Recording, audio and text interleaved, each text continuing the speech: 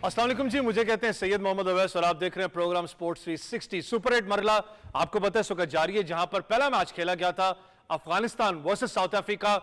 वो जो कल मैं बात कर रहा था बार बार कि सदके के बकरे साउथ अफ्रीका को लेके सुपर 8 के अंदर जाना चाहिए। बड़ा एक टफ कॉल मैं कह सकता हूं कि मैच था साउथ अफ्रीका का। बड़ा एक आप कह सकते हैं कि जिस तरीके से साउथ अफ्रीका ने बड़ा स्टिल क्लोज मार्जिन यूएसए के खिलाफ मैच था, 8 विकेटों से शिकस्त दी है यूएसए को। बड़ा क्लोज मैच मैं कह सकता हूं कि गया था, लेकिन अनफॉर्चुनेटली साउथ अफ्रीका की जितनी बात करूं इस वक्त कहीं ना कहीं मुश्किलात से दो चार रही है। चाहे वो ग्रुप स्टेज मैचेस की आप बात करें, चाहे आप सुपर 8 की बात करूं, तो साउथ अफ्रीका में बहुत सी चीजें मुझे अभी भी स्टिल फॉलो ऑन लगती है कि बैटिंग ऑर्डर के अंदर उसकी मुश्किलात जरूर हैं यूएसए के खिलाफ। वैसे अगर यूएसए की बात करें तो अप्रिशिएट करना बनता है उनका सुपर 8 के अंदर।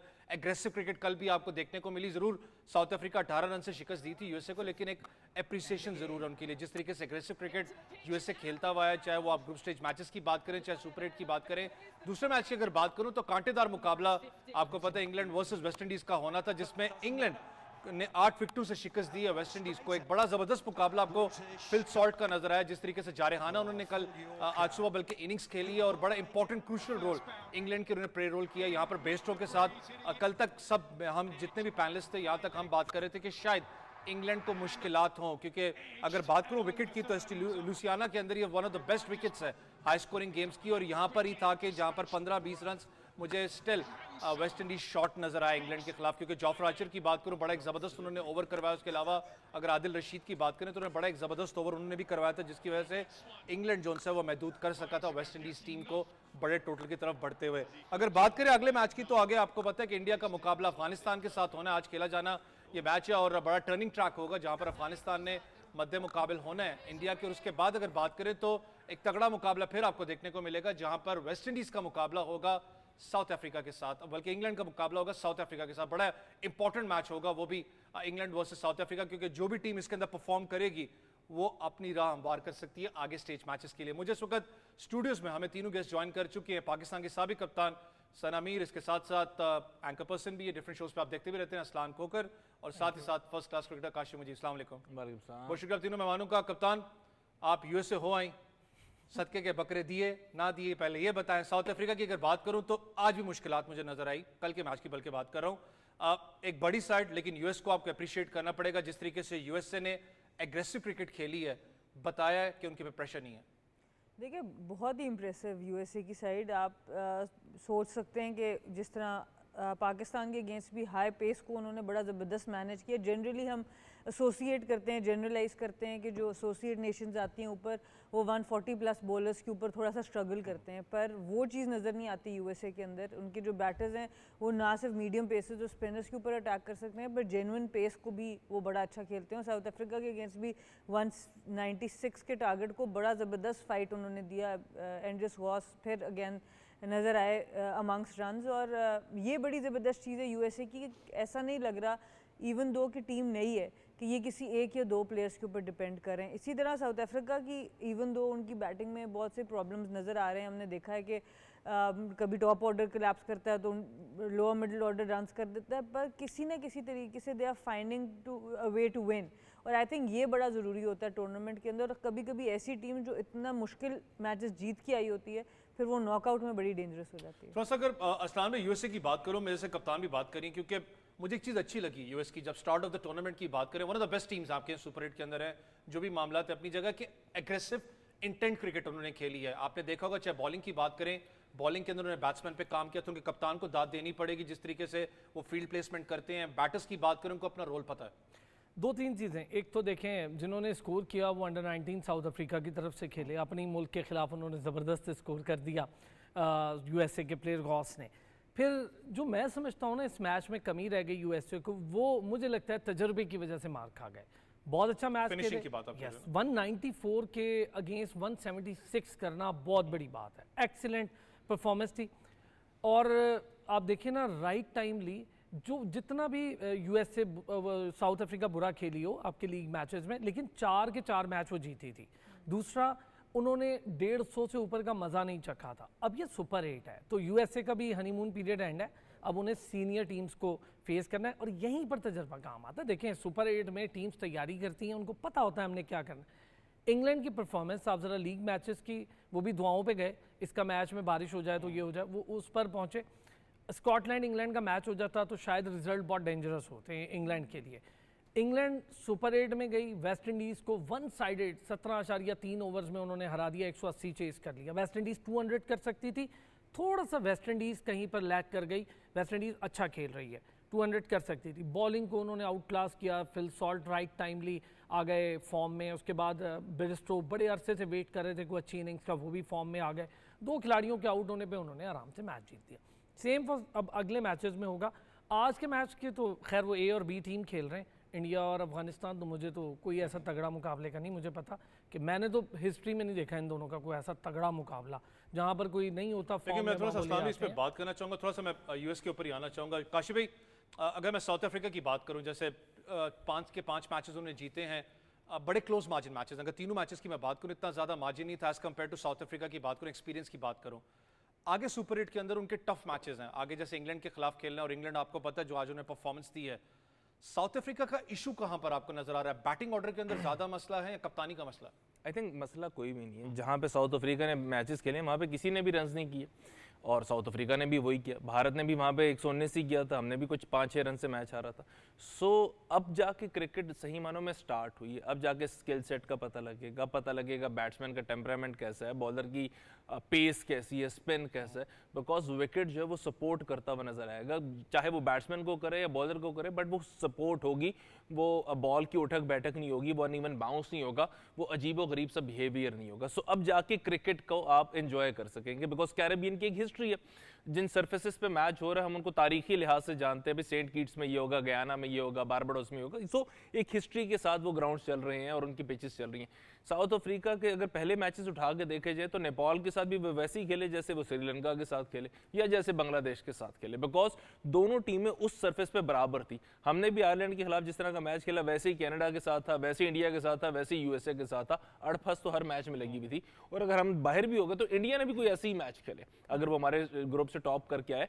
सो जो पिचेस इस तरह की बिहेव करी है जैसे यूएसए में कर रही थी, और हमारे जो ग्रुप के जो ज्यादातर मैचेस हैं या साउथ अफ्रीका के चले मैचेस हैं वो ज्यादातर वहां पे खेले गए, तो हम प्लेयर्स की फॉर्म का अंदाजा नहीं लगा सकते, उनके स्किल सेट का नहीं लगा सकते, उनकी सलाहियतों का अंदाजा नहीं लगा सकते। वो आज से स्टार्ट हुई और आज उन्होंने साबित कर दिया कि आउट अगर 2-3 जल्दी भी हो गए, रीजे हेंड्रिक्स से रन नहीं हुए, स्टब्स जो है वो फंसे हुए नजर आए, डेविड मिलर पहली गेंद पर आउट हो गए, तब भी उनके पास इतनी फायर पावर मौजूद है कि वो 194 कर दे। और जिस टीम के खिलाफ किया हम उसको बहुत अरसे से ये देखते हुए आ रहे हैं कि वो कोई मिनोज नहीं है, वो एसोसिएट मुल्क नहीं है, वो एसोसिएट मुल्क में खेलने वाले टेस्ट क्रिकेट प्लेइंग नेशन के सारे खिलाड़ी हैं, चाहे वो अंडर 19 के वर्ल्ड कप खेले में हो, चाहे वो वहाँ पे आईपीएल खेले हो, चाहे वो वहाँ पे कुछ इंडिया खेल के आए, वो सारे वहाँ के हैं। और ये भी नहीं है कि वो बुजुर्ग होके इस टीम में शामिल है, वो एज अगर उनका फैक्टर निकाला जाए तो 27-28, तो उन्होंने मुझे लगता है कि 2-3 साल अंडर 19 के बाद वेट किया, उनको लगा कि अपने मुल्क में जगह नहीं बन रही, उन्होंने फ्लाई किए यूएसए में और वहाँ पे एक पॉजिटिव क्रिकेट खेल रहे हैं। एक आखिरी बात, और मुसलसल क्रिकेट खेल रहे हैं, वो ग्रेड 3 कहते हैं जिसको हम एसोसिएट ममालिक की, वहां से 2 से 1 ग्रुप 1 में आना, ग्रुप 1 के बाद as a host world cup में शामिल होना, वो शायद टेस्ट प्लेइंग नेशन से ज्यादा T20 क्रिकेट खेल रहे हैं और ज्यादा एक दूसरे को समझते हैं। कॉम्पिटिटिव होती है अगर नॉन टेस्ट नेशंस की बात करें। कप्तान, आप यूएस में मौजूद थी, अगर मैं ओवरऑल बात करूं अपना नॉन टेस्ट नेशंस की, जिस तरीके से टफ टाइम दिया, और खास करके अगर यूएसए की बात करूं, स्कॉटलैंड की बात करूं, ऑलमोस्ट वो मैच आपको पता है स्कॉटलैंड ऑस्ट्रेलिया के खिलाफ फंसा गया हुआ था, पब्लिक का रिएक्शन कैसा था? और वहां पर खास करके यूएसए की टीम की बात करें, उनका रिएक्शन कैसा था? देखिए, बहुत ही बड़ी डेवलपमेंट हो गई है ये ग्लोबल क्रिकेट के लिए। जो यूएसए में क्रिकेट होने का पहले तो हर एक को हैरानी होती है, यूएसए में वर्ल्ड कप हो रहा है, लेकिन ख़ास तौर पे जो बैक किया यूएसए की टीम ने उस परफॉर्मेंस को। और हम हमेशा से ये बात सोचते हैं, चाइना और अमेरिका जिस वक्त किसी चीज़ में घुसते हैं ना, तो फिर वो बहुत ज़बरदस्त तैयारी से आते हैं। तो अब क्रिकेट में हमने यूएसए के एथलीट्स देखे हैं, आप टेनिस में देख लें, आप एथलेटिक्स में देख लें, आप किसी भी जगह पर देख लें, हम जगह जगह उनको देखते हैं कि वो अच्छे एथलीट्स प्रोड्यूस करने के माहिर हैं। स्विमिंग में देख लें, हर चीज़ में। तो अब क्रिकेट में भी जब वो आएंगे तो वो किसी आसान तरीके से नहीं आएंगे, और उन्होंने वो शो कर दिया कि पहले ही वर्ल्ड कप में होम कंडीशन के अंदर एज अ होस्ट वो क्वालिफाई हुए थे, वो उस तरह से क्वालिफाई भी नहीं हुए, एज अ होस्ट क्वालिफाई होकर वो सुपर 8 में पहुंच गए। तो दो चीज़ें क्रिकेट के फॉर्मेट में, एक T20 फॉर्मेट हो और साथ पिच ऐसी हो जहाँ पे थोड़ा सा डबल बाउंस हो, तो बड़े से बड़ी टीम और छोटी से छोटी टीम का डिफरेंस ये दो चीज़ें ख़त्म कर देती हैं। जब आपका फॉर्मेट छोटा हो जाए और आपकी पिचेस ऐसी हों जहाँ पर थोड़ा सा अनइवन बाउंस हो, तो यूएसए की जो पूरी लेग थी वो इस तरह की रही कि सारा वक्त you are on your toes, कि आज के मैच में क्या होगा। कोई भी टीम जाते वक्त फेवरेट नज़र नहीं आ रही थी सिवाय डैलस में जहाँ पर थोड़ी सी पिचेस बेहतर थी। बाकी सब जगह पर ऐसे लग रहा था कि किसी वक्त भी कोई भी आपको रिजल्ट मिल सकता है, और वही हमने देखा भी, अपसेट्स देखे हमने। और अब ये है कि ऑब्वियसली अब जहाँ पे पिचेस सीधी आ चुकी हैं वहाँ पर भी उनकी इस तरह की परफॉर्मेंस आते हैं कि ये यूएसए की जो मार्केट है क्रिकेट की, ये बड़ा ज़बरदस्त एक मैसेज है उधर के लिए, और बहुत से लोगों को आई थिंक अपॉर्चुनिटी मिलेगी, चाहे वो प्लेयर्स हों, कोचेज़ हों, ब्रॉडकास्टर्स हों, हर तरह से वो एक मार्केट आपके लिए ओपन होगी। और आई थिंक ये क्रिकेट की दुनिया के लिए एक बहुत बड़ा डेवलपमेंट है, बड़ी पॉजिटिव साइन है कि एक one of the biggest Nations जो जनरली क्रिकेट में नहीं आती थी, अब वहाँ पर एक इतनी बड़ी मार्केट आपके लिए ओपन हो। थोड़ा सा असलान भाई, क्योंकि यूएस से वेस्ट इंडीज आपको पता है क्रिकेट शिफ्ट हो चुकी है। अगर मैं दूसरे ओवरऑल मैपिंग की बात करूं जहाँ पर मैचेस खेले जाने हैं, सेंट लूसिया जहाँ पर आज मैच था इंग्लैंड वर्सेस वेस्ट इंडीज़, मुझे तवक्को नहीं थी क्योंकि वेस्ट इंडीज़ में बहुत तगड़ी साइड है, और सेंट लूसिया वाहिद विकेट है जो कि सपोर्ट करती है बैटिंग को। आपको पता है 8 विकेटों से शिकस्त दी है इंग्लैंड ने थैंक्स टू फिल सॉल्ट। आने वाले वक्तों के अंदर, क्योंकि अगला मैच है साउथ अफ्रीका के खिलाफ, इंग्लैंड की बात कर रहा हूँ, वो है थोड़ा सा फंसी विकेट के ऊपर, जहाँ पर महाराज, जब हम बात कर रहे थे कल भी काशिफ भाई वगैरह के, स्पिन का बहुत बड़ा एक रोल होगा, इंग्लैंड स्पिनर्स के आगे स्ट्रगल करेगा। देखें बिल्कुल ठीक है, करेगा। उससे पहले साउथ अफ्रीका को भी सोचना होगा। साउथ अफ्रीका के शम्सी 50 रन दे चुके हैं ऑलरेडी, ठीक है, और अमेरिका के अगेंस्ट 50 रन दे चुके हैं। केशव महाराज ने बेहतर बॉलिंग की, फिर भी केशव महाराज को 4 विकेट्स नहीं मिली हैं। तो इसका मतलब ये है कि डरने की कोई ऐसी ज़रूरत नहीं है। मुझे तो आनरिक नोकिया से बहुत ज़्यादा एक्सपेक्टेशंस थी कि जिस तरह की उनकी पेस है, जैसा उनका तजुर्बा है, टेस्ट के वो बॉलर हैं, तो वो आएंगे और बड़ी धाक बैठाएंगे। मैं भी बड़ा हैरान हुआ उनकी लाइन लेंथ देखकर, बिल्कुल हारिस रऊफ वाली लाइन लेंथ पे बॉल्स कर रहे थे। फिर रबाडा एक्सीलेंट एक्सपीरियंस के साथ 3 विकेट्स 18 रन दे के लेना, तो नो डाउट साउथ अफ्रीका का बॉलिंग अटैक बहुत अच्छा है। साउथ अफ्रीका की राइट टाइमली जब क्विंटन डी कॉक क्लिक करें ना, तो उनकी पूरी टीम में एक जान सी आ जाती है। क्विंटन डी कॉक जिस तरह का गेम खेलते हैं, आप देखें ना कि कम बॉलों पर ज़्यादा रन नहीं, कम बॉल 1 तो रन 2, आप बहुत ज़बरदस्त खेल रहे होते हैं। फिर उसके बाद उनके पास बैटिंग लाइन में डेप्थ बहुत है, क्लासन है, मिलर है, मार्करम स्कोर्ड वेल, तो उनके पास डेप्थ है। जेनसन भी बैटिंग करते हैं, तो डेप्थ साउथ अफ्रीका के पास मौजूद है। बिल्कुल ठीक कहा काशिफ ने कि पहले जो राउंड थे, मैं भी यही कह रहा था कि उस राउंड में बेशक वो फंस के मैच जीते हो, लेकिन मैच जीते, चारों मैच जीत कर वो गई है टीम। अब सारी टीम्स के लिए ना ये कोई अब नॉर्मल पीरियड नहीं रहा है, यहाँ से सुपर 8 शुरू हो रहा है, तो सुपर 8 टीम्स मौजूद हैं।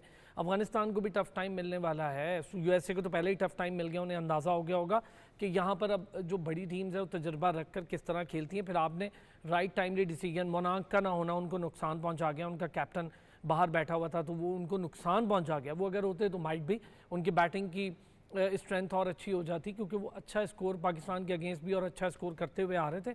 बस सिर्फ हमारी बैड लक ये कहें कि हम मैं कैप्टन खुद यहाँ मौजूद हैं, उन्होंने वहाँ देखा भी, हम डेलास पिच का पोटेंशियल यूज़ नहीं कर पाए जो हम कर सकते थे। हमारी एबिलिटी थी, हमारी टीम साउथ अफ्रीका से बहुत, उससे यूएसए से बहुत बड़ी टीम थी, हमारी टीम बस वो पोटेंशियल यूज़ नहीं कर पाई, हमारे बैटर्स उसको कन्वर्ट नहीं कर पाए अपने पोटेंशियल को परफॉर्मेंस में। तो यहाँ पर हमें थोड़ा सा एक सेटबैक हुआ, वरना आज हम भी शायद सुपर 8 मरहला खेल ही रहे हैं। क्योंकि कल भी मैं सुन रहा था कमेंटेटर्स को, अगर बात करें पाकिस्तान की ऑब्वियसली कमी तो महसूस होती है सुपर 8 के अंदर।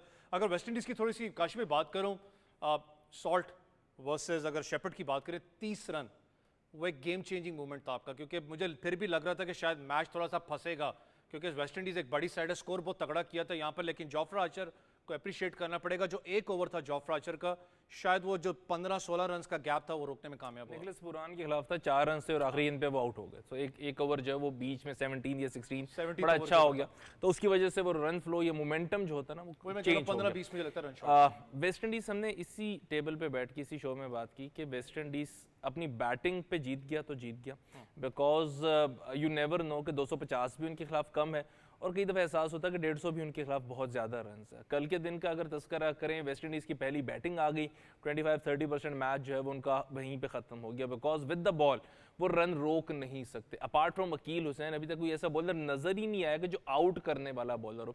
T20 format, test, one day cricket का कोई भी फॉर्मेट हो, रन्स का फ्लो तभी रुकता है जब आउट करने वाला बॉलर टीम में मौजूद होता है।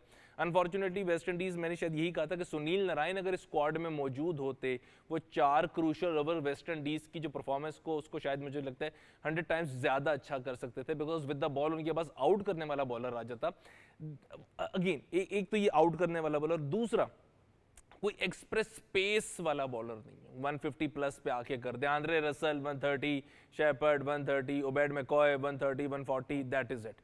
सो जब एक्सप्रेस पेस भी नहीं है, कोई अच्छा स्पिनर भी नहीं है apart from one, that is Akeal Hosein, तो मोस्ट प्रोबेबली न्यूट्रलाइज करना उनकी बॉलिंग को बड़ा आसान हो जाता है। और फिर इंग्लैंड की अगर बात करें, इंग्लैंड की वीकनेसेस भी जो इस वर्ल्ड कप में हमें नजर आ रही है उनकी बॉलिंग है। But with the ball 180 West Indies ने जब किया तो दे वर लाइक 25 रन शॉर्ट, और वही शॉट जो है वो शायद इंग्लैंड के बैट्समैन के लिए आसान हो गया, बिकॉज जब कैलकुलेशंस कर रहे होते हैं आपको अंदाजा होता है एज अ बैट्समैन कि यार 180 हम कर ही लेंगे, बाउंड्रीज भी बड़ी नहीं है, दूसरी टीम के एक बॉलर है जिसको गुजारना है, बाकी के 16 ओवर हम आराम से खेल सकते हैं। और वही हुआ, अकील हुसैन को उन्होंने विकेट नहीं दी, शुरू में गुजार लिया, बाकी के बॉलर ऐसे थे ही नहीं, उनमें इतनी काट ही नहीं थी कि वो आउट कर सकते हैं। कप्तान, थोड़ा सा जो डॉट बॉल्स की बात की वेस्ट इंडीज का, अगर एवरेज निकाल के मैं देखूं, मजहर रशीद का मैं ट्वीट पढ़ा था, 50 के करीब उन्हें डॉट बॉल्स खेली हैं लास्ट 4 मैचेस के अंदर। दैट मींस के रन बॉल भी आपने मिस की है। जो हम बात करें 20-25 रन का, वो कहीं ना कहीं हर्ट हुआ है। वेस्ट इंडीज की टीम की अगर बात करें तो शायद मुझे एक ही चीज़ नजर आती है, डायनामिक्स है कि हार्ड हिटिंग, आपने ज़्यादा बाउंड्रीज लेनी है, रोटेट दी जब स्ट्राइक की बात आती है, कहीं ना कहीं फैक्टर मिसिंग है। बिल्कुल, और ये बड़े अरसे से है, ये कोई ऐसा नहीं है कि हम आज से देख रहे हैं, उनका स्टाइल ऑफ प्ले ही ऐसा है। बड़े जो उनकी पर्सनालिटीज़ भी लाउड होती हैं, they want to express themselves more. तो जब एज क्रिकेटर्स भी आप उनको देखें तो वो बड़ी चीज़ करने के बारे में ज़्यादा सोचते हैं। तो ये जो एलिमेंट है सिंगल्स का, ये इनका काफ़ी अरसे से ऐसा ही है कि जैसे हम श्रीलंका से सोचते हैं, जयवर्धने थे, संगकारा थे, कि वो इनिंग्स को बीच में बिल्ड भी करते थे, फ्लो भी करते थे। इंडिया में आपको प्लेयर्स नज़र आते हैं, पाकिस्तान में आपको प्लेयर्स नज़र आते हैं, पर वेस्ट इंडीज़ की जो मेन स्ट्रेंथ है वो इसीलिए, जो काशिफ भाई ने बात की कि या वो 150 भी उनके लिए मुश्किल हो जाता है और कभी 250 भी कर देता है, क्योंकि जब आप बाउंड्री हिटिंग की तरफ जाते हैं, जिस वक्त वो कनेक्ट होनी शुरू हो जाती है तो वो 250 पे पहुंच जाते हैं। जब वो कनेक्ट नहीं होती है, दूसरी टीम अच्छी बॉलिंग करती है, तो वो 150 और उसके अंडर आ जाता है, क्योंकि जो एक कंसिस्टेंसी है स्ट्राइक रोटेशन की या डबल्स ट्रिपल्स लेने की, वो टीम को ज़्यादा अफेक्ट नहीं होता। उनका स्कोर ज़्यादातर एवरेज 180-190 पे रहता है। पर ऐसी टीम जो हेवीली डिपेंडेंट ऑन बाउंड्रीज होती है, उसके साथ जब अच्छा मैचअप आता है तो आप उनकी अगेंस्ट इस तरह की, आप इसका थोड़ी सी मिलती जुलती मिसाल आपके बाद हम कह सकते हैं, इस्लामाबाद यूनाइटेड अगर हम अपने उसके अंदर लेके आएँ,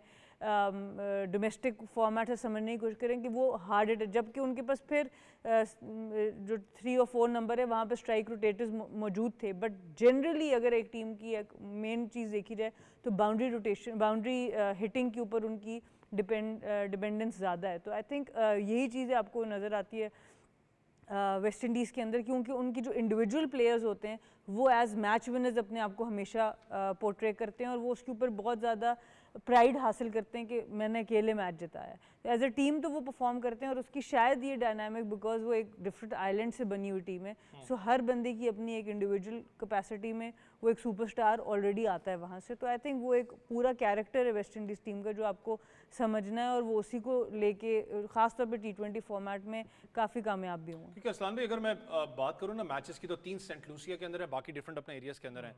सेंट लूसिया वाहिद विकेट है जहां पर कल भी मैच हुआ, जो कि हाई स्कोरिंग गेम हमेशा जानी जाती है, बैट्समैन के लिए फुल ऑफ रन्स है। बाकी विकेट्स मैंने कहा ना फंसेगा बॉल, जैसे आज अफगानिस्तान का मैच है, ठीक है जो मामला है, लेकिन लिटरली टफ टाइम जरूर होगा। आई गेस अगर वेस्ट इंडीज को इस टूर्नामेंट में रहना है, one of the biggest sides है, आपको रोटेट द स्ट्राइक पे फोकस करना पड़ेगा। जो बात आप भी कह रहे हैं, मजहर भी कह रहे हैं 50 बॉल्स के डॉट का, तो आप 8 साढ़े 8 ओवर खेल गए ना, तो आप 8 साढ़े 8 ओवर्स का ज़रा फ़र्क निकाल लें, डिफरेंस आपको पता चल जाएगा। फ़र्ज़ करें आप 50 बॉलों पर 50 रन नहीं करते, आप 50 बॉलों पर 40 रन करते हैं, तो you are 40 run short. Simple formula है ना। अब क्राइम है अगर आप T20 में 5 ओवर्स फ़र्ज़ करें आप डॉट के, बहुत बड़ा क्राइम है ये आपने अपने पूरी की पूरी टीम पीछे कर दी। 5 ओवर तो ख़त्म हो गए, आप 15 ओवर की गेम खेल रहे हैं, ये तो 8 साढ़े 8 ओवर का मामला है ना। तो आप 12 ओवर की गेम टोटल खेलें, तो अगर 12 ओवर में 180 कर सकती है वेस्ट इंडीज़, तो वेस्ट इंडीज़ पोटेंशियल का यूज़ करे तो बहुत ज़्यादा करे तो 16 ओवर खेल ले। 16 ओवर में आप अंदाज़ा कर लें कि वेस्ट इंडीज़ 200 ईजी। और ये जो काशिफ कह रहे हैं ना, एक साइकोलॉजिकल प्रेशर होता है 200 का, 200 बोर्ड पे लगाओ ना, तो दूसरी टीम जितनी बड़ी मर्जी हो, इंडिया जैसी भी हो, तो साइकोलॉजिकल प्रेशर होता है 200 का। ऑस्ट्रेलिया और इंग्लैंड के मैच में भी ये साइकोलॉजिकल प्रेशर था, टीमें बराबर थी, लेकिन 200 लग गया था, तो 200 लगने की वजह से इंग्लैंड बौखला गई थी।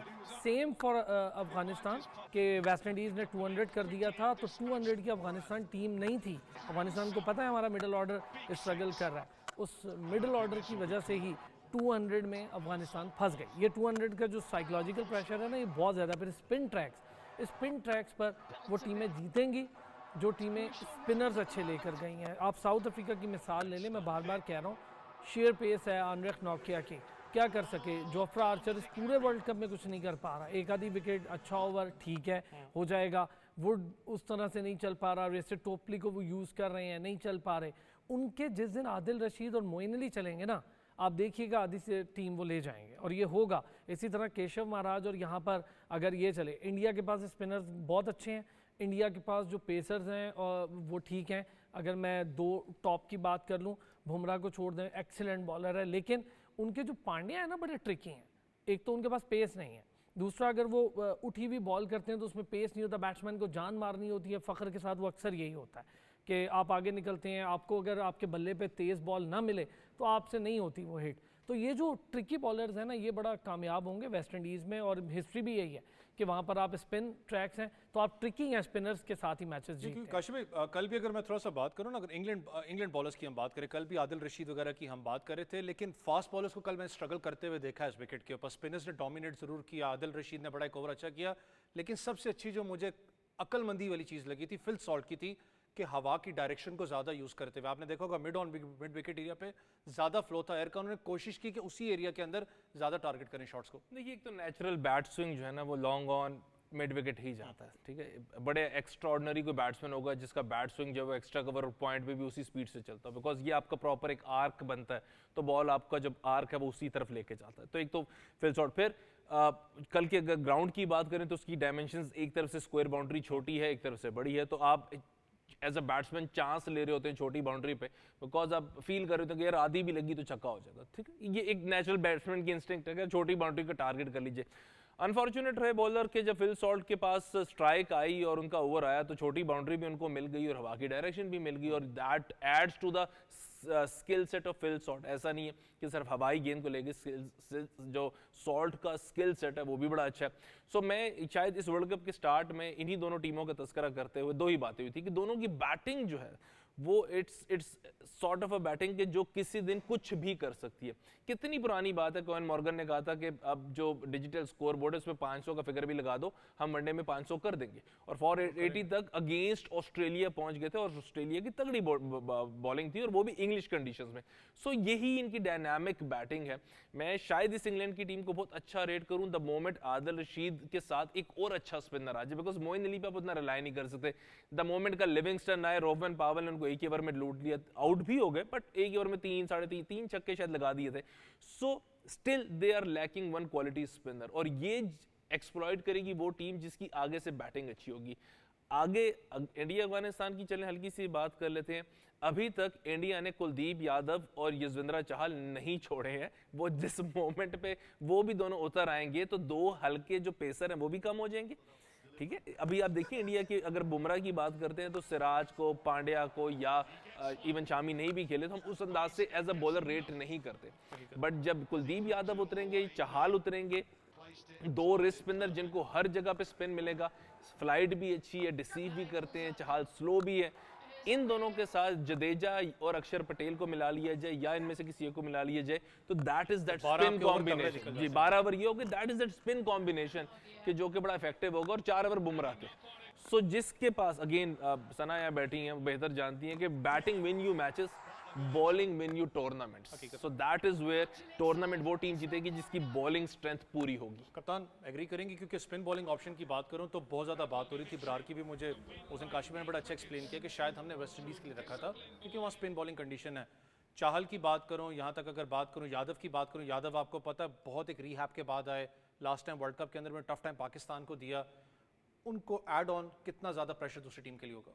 देखिए बहुत सी बात हो रही है, मैं उधर से शुरू करूंगी। सीडिंग के हिसाब से जो टूर्नामेंट में फिक्सचर्स को लाया गया है, रादर देन पॉइंट्स को कैरी किया गया, वहाँ इंडिया को एक बहुत बड़ा अनफेयर एडवांटेज ज़रूर है, क्योंकि सारी ब्रॉडकास्टिंग के हिसाब से ये किया कि इंडिया के सारे मैचेस सुबह 10:30 बजे हों, जिसकी वजह से इंडिया को एग्जैक्टली पता है कि उनका कौन सा मैच किस ग्राउंड पे और उनका सेमीफाइनल किस ग्राउंड पे।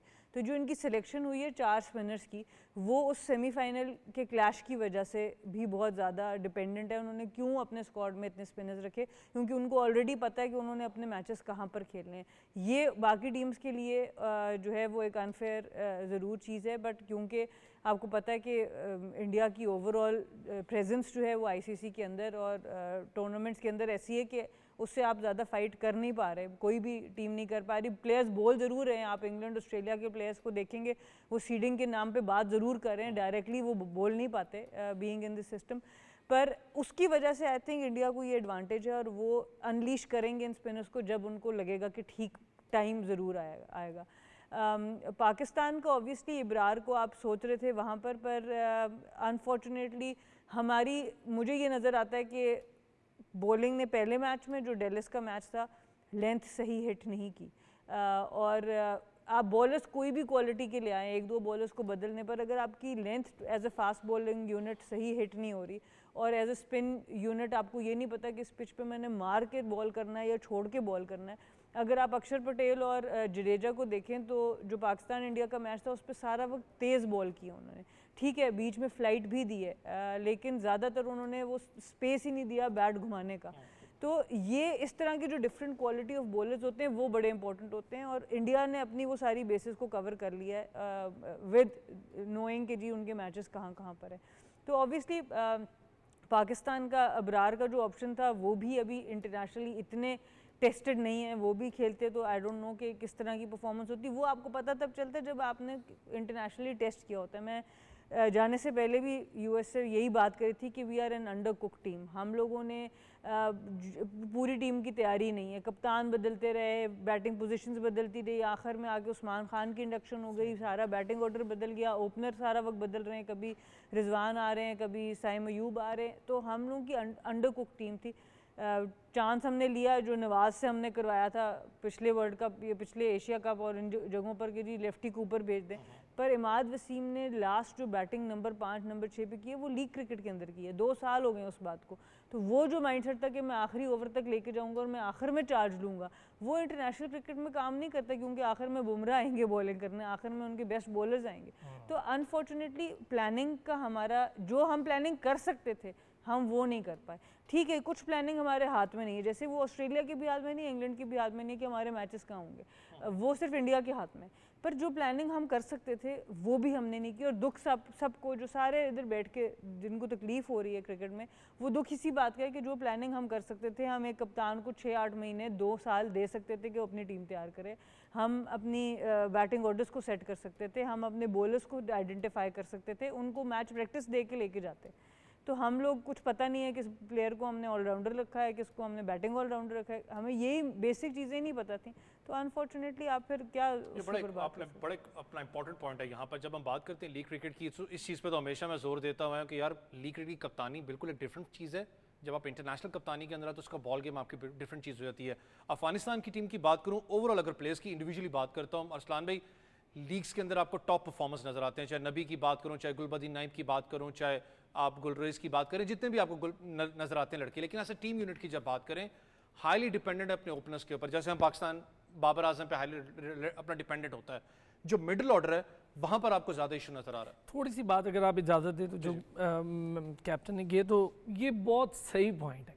आपको पता है कि आपके पास पेसर कौन है, आपको पता है कि आपके पास ओपनर कौन है, लेकिन आपको ये नहीं पता है कि आपका स्पिनर कौन है और मिडिल ऑर्डर कौन है। ये सबसे बड़ा मसला था पाकिस्तान टीम का। मिडिल ऑर्डर की कोई रिप्लेसमेंट नहीं थी। इफ्तिखार और आज़म को बस ले गए बग़ैर किसी प्लानिंग के। आपने सोचा ही नहीं कि अब्दुल्ला शफीक भी दुनिया में कोई प्लेयर है, आपने सोचा ही नहीं। सऊद शकील ने अभी PSL में दिखाया कि वो T20 खेल सकता है। मिडिल ऑर्डर में आपका कोई काम आ सकता था। फ़ख्र की एडजस्टमेंट नहीं हो पाई, तजर्बे भी हम गैर ज़रूरी करते रहे जो नहीं होने चाहिए थे। कौन सी टीम है जिसने अपने 12 मैच लास्ट के जो है वो एक्सपेरिमेंटल रख दिए थे? हमने 12 मैच एक्सपेरिमेंटल रख दिए। फिर ये बात बिल्कुल दुरुस्त है, हमारी प्लानिंग ही नहीं थी। कैप्टन एक तब्दील किया तो आपने वापस ले आया, तो जाहिर है आप अपनी टीम को खुद डिस्टर्ब करेंगे, वो भी नाराज़ होगा जिसको जिस तरह से कैप्टनसी से हटाया। फिर जिसको लगाया उसके लिए टीम संभालना मुश्किल थी एकदम से आके। शादाब का मुझे नहीं पता उसका क्या, मैं आपके ही प्रोग्राम में अपने भी प्रोग्राम में ये पूछ भी रहा हूँ। आबिद अली से भी मैंने पूछा, हालांकि टेस्ट क्रिकेटर है, मैंने कहा मुझे ये बता दें कि शादाब बैट्समैन है कि बॉलर है। आए क्या थे टीम में? उन्होंने कहा जी बॉलर ही आए थे, वो बेसिक काम उनका बॉलिंग है। मैंने कहा बॉलिंग कराते नहीं आप उन्हें 2-2 3-3 मैचेस में। अफगानिस्तान मिडिल ऑर्डर स्ट्रगल कर रहा है, मैच 1 से कर रहा है मिडिल ऑर्डर। उनके मिडिल ऑर्डर में वो नबी पे बहुत हैवीली डिपेंडेंट है, लेकिन मेरा ख्याल है मोहम्मद नबी का टाइम अब जा रहा है, वर्ल्ड कप उनका आखिरी है, क्रिकेट जा रहा है, टाइम जा रहा है। आप उन पर क्या डिपेंड कर देंगे? 30 रन 32 रन ओपनर जिस दिन उनके नहीं चलेंगे मैच उनका फंसेगा। बॉलिंग उनकी एक्सीलेंट है, बॉलिंग में उनका कोई प्रॉब्लम नहीं है। फजल फारूकी राइट टाइमली स्विंग करना सीख गए हैं, एक्सीलेंट स्विंग कर रहे हैं, पेस के साथ अच्छी लेंथ के साथ स्विंग कर रहे हैं। जहाँ पर एक्सपीरियंस बैटर्स कहते चढ़ेंगे वहाँ पर फजल फारूकी को भी प्रॉब्लम होगी। जिन्हें स्विंग खेलना आती है उन्हें पता है बॉलर की साइकी के बॉलर किस लेंथ से कितनी स्विंग करता है, किस एटमॉस्फेयर में, ह्यूमिड लेवल में, गर्मी में, सर्दी में क्या होता है, वो बैट्समैन सारे एक्सपीरियंस होते। अच्छी बॉल पड़ेगी बैट्समैन भी आउट होगा। राशिद एक्सीलेंट बॉलर है, राशिद को अगर कोई रीड करके खेल रहा होगा तो भी लास्ट टाइम आपने देख लिया कि वेस्ट इंडीज़ ने किस तरह से उनको जाने नहीं दिया। एक होता है कि आप जाने दें, 45 रन मारे, बहुत अच्छे स्कोर है। फजल फारूकी को भी 38 रन पड़े, लेकिन ये अच्छे बॉलर थे, एक दिन बुरा भी आ जाता है। बॉलिंग पर तो मैं कहता हूँ अफगानिस्तान को अपर एज है, पर बैटिंग में हैवीली डिपेंडेंट है अपने ओपनर्स पे। उनका मिडल ऑर्डर तकरीबन ऐसे ही खाली है जैसे हमारा है, वहाँ पर उन्हें प्रॉब्लम ज़रूर होगी। कीपिंग का उनका इशू नहीं है, गुरबाज डूइंग गुड जॉब, और गुरबाज ओपन भी बहुत अच्छी कर रहे हैं, प्लेयर भी बड़ा एग्रेसिव है। बस ये डे पे डिपेंड करता है कि गुरबाज और उनके जो साथी जदरान हैं वो कैसा प्ले कर जाते हैं। अगर तो वो 100 की पार्टनरशिप दे जाते हैं तो फिर तो गिरते गिराते भी ये टीम को 150 तो करने चाहिए, मैं समझता हूँ 150 बुरे नहीं होंगे इनकी बॉलिंग के अगेंस्ट। और अगर फिर भी ओपनर को छोड़ के अगर पूरी टीम 50 नहीं कर पाती तो फिर तो आई एम सॉरी कि आप इंटरनेशनल क्रिकेट के लिए अभी तैयार नहीं। आपने 1-2 मैचेस अच्छे खेले। तो जो आपने बात की, क्योंकि मैं इस चीज़ को खुद भी रेट करता हूँ कि 4 डे इनको बहुत जल्दी दिया गया। जो मैं आपको कल भी बात कर रहा था, कॉन्टिनेंटल के अंदर भी इनकी कोई परफॉर्मेंस आज तक अच्छी नहीं थी। जो क्वालिफायर्स होते हैं आपने टेस्ट स्टेटस दिया, लेकिन बैटिंग के अंदर थोड़ा सा एक चीज़ काशिफ है जो मुझे अच्छी लगी थी। एटलीस्ट एक आप एज कह सकते हो कि इनके पास एक वो है, जुर्रत है कि मारना है। जब मारने पे आते हैं तो मारते हैं। आपको याद हो श्रीलंका के खिलाफ मैच था, आपको याद हो ऑलमोस्ट एक विनिंग मैच वो हो चुका था, जिस तरीके से उन्होंने पिटाई की थी श्रीलंका की। ऑस्ट्रेलिया वाला मैच तो जरूर उनके जेहन में चल रहा होगा, लेकिन जब तक आपका एक टीम यूनिट बन के आप नहीं खेलोगे, बड़े मैचेस के अंदर आप नहीं जीतोगे। आपने भी कल इंपॉर्टेंट बात की थी, गुरबाज की बात करूं, ओपनर्स की बात करूं, परफॉर्म कर रहे हैं, लेकिन गुलबदीन नाइब पिछले 2-3 मैं 2 साल से उसको देख रहा हूं, लगातार अफगानिस्तान टीम के साथ है, इनकंसिस्टेंट है। मुझे नहीं पता कि उसको कंसिस्टेंटली परफॉर्म साथ क्यों रखा हुआ है। ये हमें भी नहीं पता, और शायद वो ऑलराउंडर के तौर पे शामिल हैं। बट रहमत शाह एक बैट्समैन थे जो अभी 50 ओवर्स का वर्ल्ड कप खेल के गए, और मोस्ट प्रोबेबली वो एक ऐसा बैट्समैन था जो निस्बतन टेक्निकली करेक्ट बैट्समैन था। इब्राहिम जदरान और रहमत शाह की बड़े अच्छे रन थे, ना जाने क्यों नहीं उनको लेके गए, और लेके गए तो खिला क्यों नहीं रहे। एक तो ये एक बैट्समैन वैसे ही मिसिंग हो गया। अजमतुल्लाह उमर जई एक अच्छे ऑलराउंडर है, रन्स भी कर रहे हैं, तो ये 4 हो गए। 2 ओपनर हो गए, अजमत हो गए और रहमत शाह हो गए। मिडिल ऑर्डर में हशमतुल्लाह जज़ाई है, मुझे नहीं पता कि उसको अगेन हशमतुल्लाह नहीं खेल रहे। सो ये सारे जो फैक्टर्स हैं मोस्ट प्रोबेबली इन्फ्लुएंस होगा या अनफिट होंगे, चूंकि हम बहुत ज़्यादा डीपली उसको फॉलो नहीं कर सके तो नहीं पाए। लेकिन हाँ, ये ज़रूर खला ज़रूर नज़र आता है। वो खला जो है उनकी बैटिंग में नज़र आता है, और टेक्निकली करेक्ट नहीं है, एक डायमेंशनल बैटिंग है कि आना है और मारना है, और वो इतने स्किलफुल भी नहीं है कि वो अच्छी बॉलिंग को खेल सके।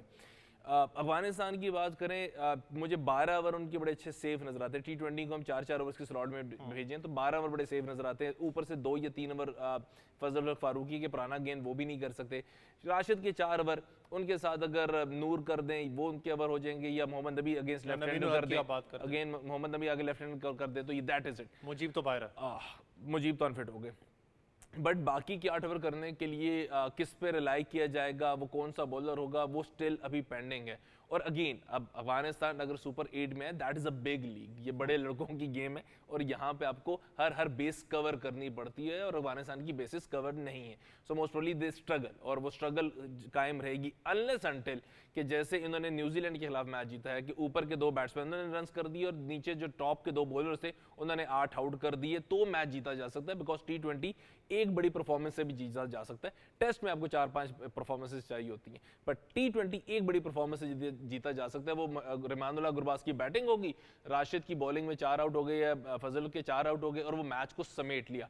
बट अगेंस्ट बड़ी टीम्स मोस्ट प्रोबेबली वो स्ट्रगल करेंगे, और शायद ये पहला एक्सपीरियंस है सुपर 8 का, तो इनको एक्सक्यूज किया जा सकता है कि पहली मरतबा वो अच्छी क्रिकेट खेल रहे हैं। कप्तान, क्योंकि इट्स इंडिया वर्सेस अफगानिस्तान, जिस तरीके से अफगानिस्तान क्रिकेट खेलता हुआ है, मुझे लगता है कि टफ टाइम जरूर होगा। अपसेट नहीं कह सकता क्योंकि इंडिया एक बड़ी क्वालिटी साइड है, लेकिन एक एज दोनों टीम्स के पास इसलिए भी है क्योंकि आईपीएल बहुत ज़्यादा वो खेलते हैं, उनको पता है कि इनके वीकनेसेस और स्ट्रॉन्ग पॉइंट्स क्या हैं। देखिए अब तक अगर हम माइंडसेट की बात करें तो एक मेंटल ब्लॉक ज़रूर नज़र आता है अफगानिस्तान का इंडिया के अगेंस्ट। जिस तगड़ेपन से वो पाकिस्तान के अगेंस्ट या बांग्लादेश के अगेंस्ट या श्रीलंका के अगेंस्ट खेलते हैं, उस माइंडसेट से अभी तक हमने इंडिया के अगेंस्ट उनको खेलते देखा नहीं है। कैप्टन एक इजाजत दे जी, वो हर उस टीम के खिलाफ बड़ा तगड़ा खेलते हैं जो भारत की दुश्मन होती है। मैंने तो पहले ही कहा ना, कहने लगा था कप्तान। ए और बी टीम का मैच है। वो हर उस टीम से बड़ा लड़ाई करते हैं। देखिए मैं ये समझती हूँ कि ऑब्वियसली वो एक मेंटल ब्लॉक ज़रूर है जो कि उनको ओवरकम करना पड़ेगा अगर उनको इंटरनेशनल लेवल पर ग्लोबल टूर्नामेंट्स में अच्छी परफॉर्मेंस देनी है, क्योंकि वहाँ पर आप ये नहीं कर सकते कि एक टीम आपका मेंटल ब्लॉक भी है और फिर भी आप वर्ल्ड कप में सेमीफाइनल में चले जाएं या फाइनल खेल जाएं।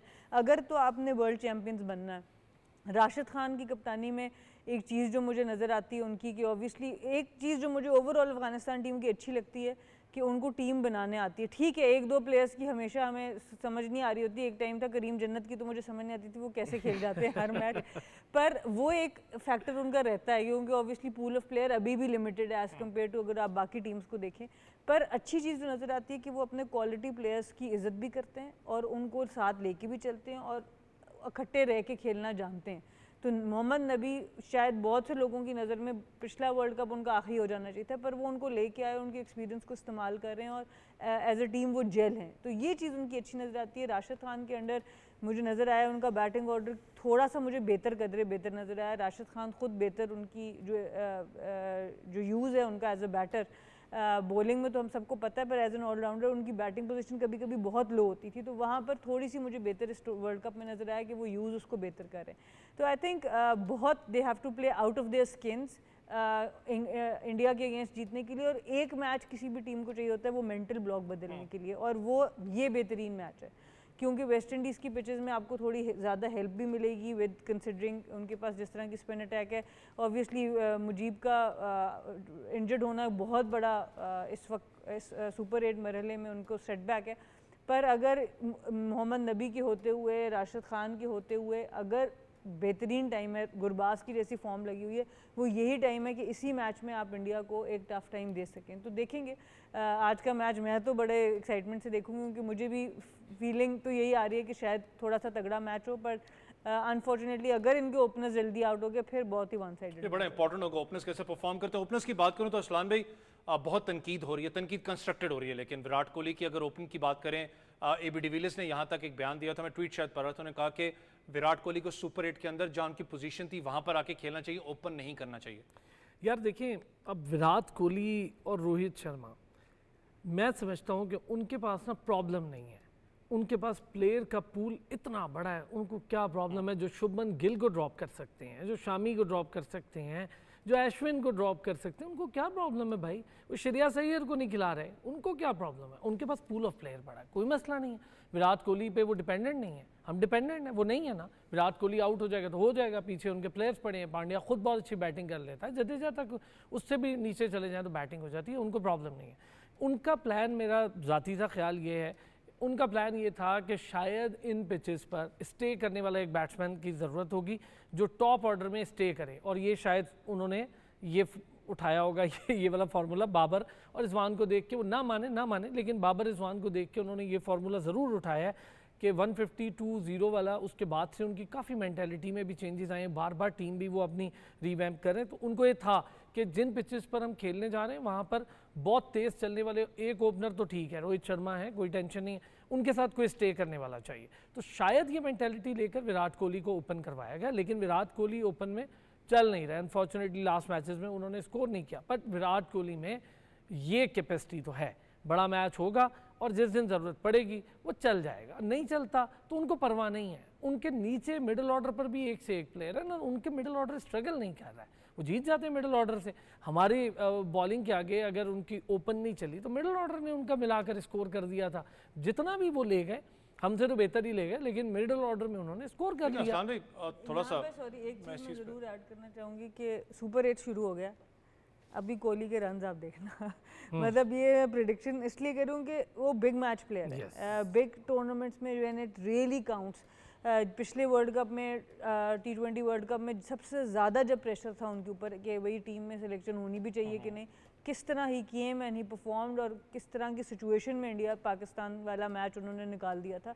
So it's only a matter of time जिस वक्त वो आएंगे, इसलिए किसी को उधर कोई किसी तो वो आज तक हारिस रऊफ की फॉर्म वापस नहीं आई उस तरह से, तो ये अभी उनको कोई परेशानी नहीं। और स्पेशली जब आपके पास बाकी प्लेयर्स ऐसे होते हैं जो प्रेशर ऑफ कर सकते हैं, तो आपकी 2-3 रन इनिंग्स ना भी रन हो तो आपके ऊपर वो प्रेशर बिल्डअप नहीं होता। हमारे प्लेयर्स का ये कि उनको पता है नहीं रन होंगे तो पीछे किसी ने नहीं करना है, तो वो प्रेशर बहुत ज़्यादा बिल्डअप हो जाता है। मैं यही बात कह रहा हूँ ना, देखिए मिडिल ऑर्डर की और विराट कोहली के, मैंने आपसे कहा कि जब मेजर मैचेस होंगे वहाँ चल जाएगा, पर उनको टेंशन नहीं है। थोड़ा सा ये था कि काशिफ भाई, अगर मैं दोनों की बातों से एग्री करता हूँ, लेकिन थोड़ा सा मेरा इस चीज़ पे थोड़ा सा डिफरेंस ही है। अभी तक अगर मैं टीम का रिकॉर्ड चेक करूँ, इंडिया की बात कर रहा हूँ, विराट कोहली तो obviously one of the best है। आईपीएल में आपको याद है उसकी परफॉर्मेंसेस नहीं हो रही थी, लोगों ने कहा इसको ड्रॉप करें, इंडियन टीम से बैंगलोर के लिए आके स्कोर करके गया है। जब मैं पूरी ओवरऑल इंडिया टीम की बात करता हूँ, अभी तक जितने भी मैचेस हुए हैं, मैंने मिडिल ऑर्डर को भी 5 तक को थोड़ा सा स्ट्रगल करते हुए देखा। जो फ्री फ्लो खेलते हैं वो चीज़ अभी तक आपको नजर नहीं इंडियन टीम में आई। देखिए इस वर्ल्ड कप को ना हम डिफाइन ही नहीं कर सकता। जिन पिचेस पे मैच हुआ, कोहली क्या वहाँ पे कोहली स्क्वायर भी होता तो उसको पता ही नहीं था बॉल ने करना क्या है, तो अनफॉर्चुनेट हो जाता। बिकॉज एज अ बैट्समैन ऐसा नहीं है कि आप बुरे गेंद पे आउट होते हैं या ऐसे गेंद पर आउट होते हैं जो अनइवन हो गया। एज अ बैट्समैन आप मुसलसल शकूक व शुबहात का शिकार रहते हैं कि इस बॉल ने कुछ कर देना है। वो अनफॉर्चुनेट कई दफ़ा ऐसे होता है कि वो जब कुछ नहीं भी करती तो भी आप इतने शेकी हो चुके होते हैं कि आउट हो जाते हैं। विराट कोहली की अगर दोनों डिसमिसल्स देखें अगेंस्ट पाकिस्तान और फिर अगेंस्ट यूएसए, तो ऐसा नहीं है कि कोई बहुत ही डिफरेंट बॉल हो गया या पिच ने कोई बहुत ही एक्स्ट्रॉर्डनरी बिहेव कर दिया। वो दोनों बड़े रिलेटिवली सिंपल से बॉल थे, लेकिन चूंकि शकूक शुबात अपने जहन में थे, अपने आप को अपने एक नेट शेल में रखा होता कि यार इस विकेट पे तो कुछ भी हो जाना है, तो हम एक्स्ट्रॉर्डनरी कुछ कर दे, तो बैट्समैन आउट हो गया। ओपनिंग इसलिए वो कर रहे हैं क्योंकि वो ये काम आईपीएल में करके हैं, ये उनकी प्रेफर्ड पोजीशन नहीं भी है।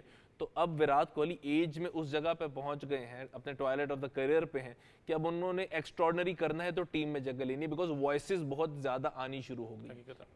जब वॉइसेस बहुत ज्यादा होती हैं तो बड़े से बड़ा प्लेयर भी जो है वो अपने लिए कंफर्ट जोन या सेफ जोन ढूंढ रहा होता है। और हम मानते हैं कि T20 में सबसे ज्यादा कंफर्ट जोन ओपन है कि सुबह आके सुबह ही 6 ओवर लूट के चले जाओ और उसके बाद उस इनिंग्स को बिल्ड करते हैं। हमारे तो आसान है, लेदर खराब करते जाके। ठीक है, नहीं अगेन T20 में विकेट्स ऐसी होती नहीं कि लेदर खराब करने का मसला, ऊपर से हार्ड लेदर पे जितने रन हो गए तो बाद में करते रहे। अच्छा, एक और चीज जो मुझे एज अ साइकोलॉजिकल बैरियर नजर आती है, इंडिया जैसे ही आप, अगर मैं अपोनेंट टीम में हूं, मैं जैसे ही कोहली और रोहित शर्मा की बैग देखूंगा ना पवेलियन जाते हुए, उसके बाद मैं कहूंगा बाकी टीम को पकड़ लो, दैट इज इट। और ये दोनों इकट्ठे आ रहे हैं, तो मैं एज एन अपोनेंट ये समझता हूं कि द मोमेंट यूएसए ने दोनों को आउट किया था और इंडिया शेकी हो गई थी। ऋषभ पंत ठीक है रन्स कर रहे हैं, बट उस रन्स में कहीं पे भी कॉन्फिडेंस नहीं है। पाकिस्तान के खिलाफ 50% बल्ले के मिडल से होंगे, शायद ये भी ज्यादा मैं बता रहा हूं, वरना यही था कि एज हमारा थर्ड मैन के ऊपर चौका हो गया, एज हमारा फाइनल लेग चौका हो गया। इवन अगर मैं आगे बढ़ता चला जाऊं, सूर्य कुमार यादव ने 150 जरूर कर दिया, बट कॉन्फिडेंस नाम की चीज वो एग्जिस्ट नहीं करती। चीज कहूँ काशिफ, सॉरी आपकी बात काट रहा हूँ, उनको इस फियर से उनकी बॉलिंग ने निकाल दिया है ना। वो कहते हैं 120 दे दो हम जितवा देंगे, ये बॉलिंग ने फियर से, यार मैचेस हम लोग बॉलिंग से जीतते रहे भाई पाकिस्तान।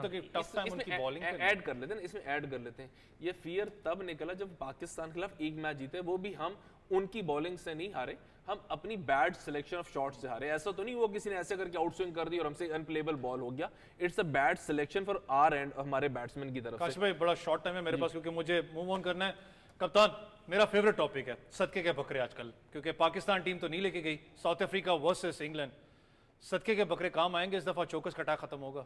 भाई आपने साउथ अफ्रीका के लिए जितनी ये बात कर दी है ना, तो मुझे लग रहा है बहुत सा उस वजह से मैचेस जीती हूँ कि बहुत मैच ऐसे थे जो साउथ अफ्रीका को जीतने नहीं चाहिए थे। इस्लामाबाद मंडी में बकरे कम हो गए, हर प्रोग्राम में 4-5 करके जाते हैं जी, लेकिन वैसे क्या फैक्टर क्या नजर आ रहा है? मुझे अच्छी चीज़ें नज़र आ रही है साउथ अफ्रीका की कि they are finding a way to win.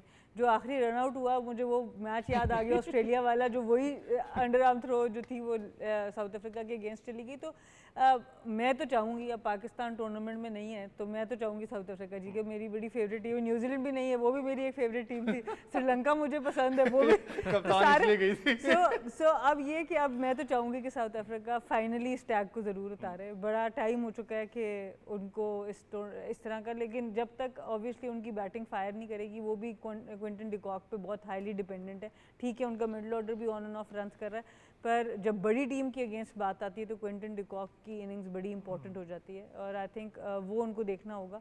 But overall अच्छा मैच होना चाहिए, क्योंकि वही बात है कि इंग्लैंड की भी बॉलिंग जो है वो अभी उस कैलिबर पे परफॉर्म नहीं कर रही, तो मैच अच्छा होना चाहिए।